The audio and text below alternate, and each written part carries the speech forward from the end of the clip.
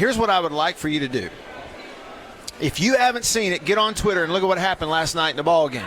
It's all over the place.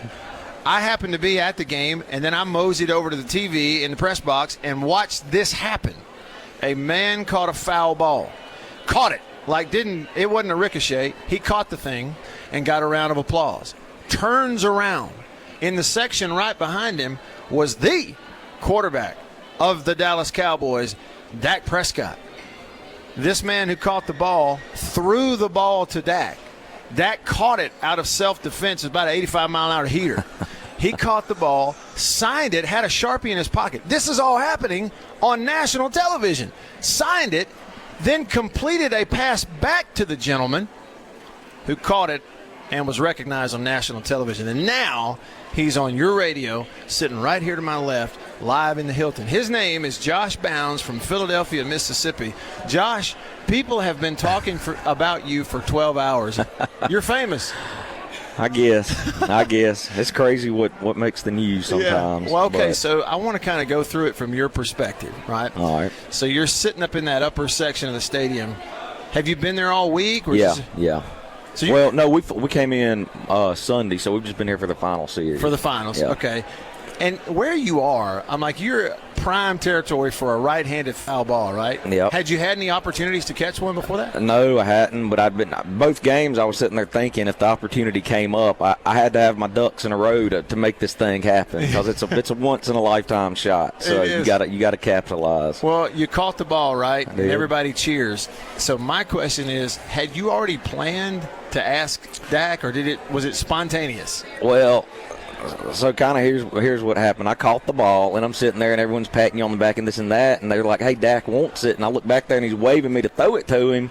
And look, as a Bulldog, we love Dak. Sure. Greatest quarterback of all time. Right. But I will give you the pooch punt. Thank you. you. are the best pooch punter of all time. I really appreciate you remembering that. It's good to be remembered for something. So in my mind, I was sitting there thinking, I was like, all right, Dak, as much as he's done for Mississippi State, if he wants this ball, I'll give it to him.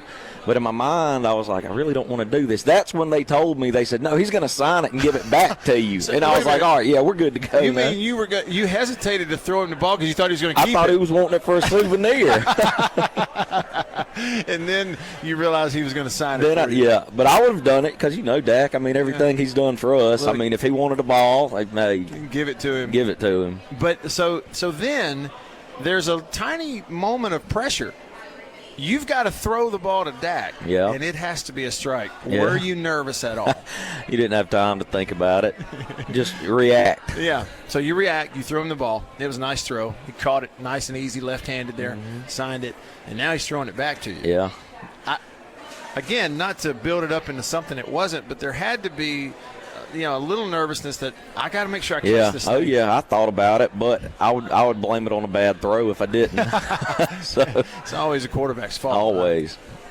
Right? Have you heard from friends, family, and everything since that happened? I have heard from people I haven't heard from in years, to be honest. Yeah. But, yeah, I have. What are you going to do with the ball? I'm probably going to put it in a little case and put it in my office and have it there because I've got one from – the late 80s everybody signed, and I think I've got the Sports Illustrated issues when we were #1 with some signatures on that, so I'm going to get it all frame it and get it all and put it in my office. That's outstanding. Yeah. Well, and so before we finish, the rest of the story is that's not the only autograph on the ball now? It's not. We ran into Rafael Palmeiro, and we're just kind of talking to him, and he said, hey, let me see it. I'll sign it for you, too. And so, Rafael Palmeiro signed it, too, as well. So you ran into him, after the game? Yeah, after the game, up in the lobby. Yeah, so that's awesome. Well, Josh, I know that you're here to see State win. You saw them win last night. You came to watch them hopefully win a national championship. That's why you're here. But I got to be honest with you. It can't get much better than what happened to you. No, it can't. And I was talking to my dad this morning, and I got to thinking about it. I was like, if we win this national championship, I will have a baseball with Dak and Raphael's signature on it from a national championship. So as a State fan or any fan, that's kind of the top of the mountain. That's the mountain peak. Better than that. So yeah. Well, and the clip of the ESPN national broadcast to go with it, of it all happening and documenting that. Yeah. I mean, It really is fantastic. Oh, it was nuts. I was laying there. I mean, just thank the good Lord for the opportunities like that, and it's something I still kind of look at it every now and then, just think about, did this really happen? Did this really happen? Yeah, isn't that neat? Kind of like being a kid, you go to a game, you catch that foul ball, you never forget about it. Well, it's good to catch up with you. I appreciate you coming by to tell me the story. I was just really curious and wanted to meet you, so it's my pleasure. Congrats on the ball for DAK. Thank you. And Josh Bounds, Philadelphia, Mississippi.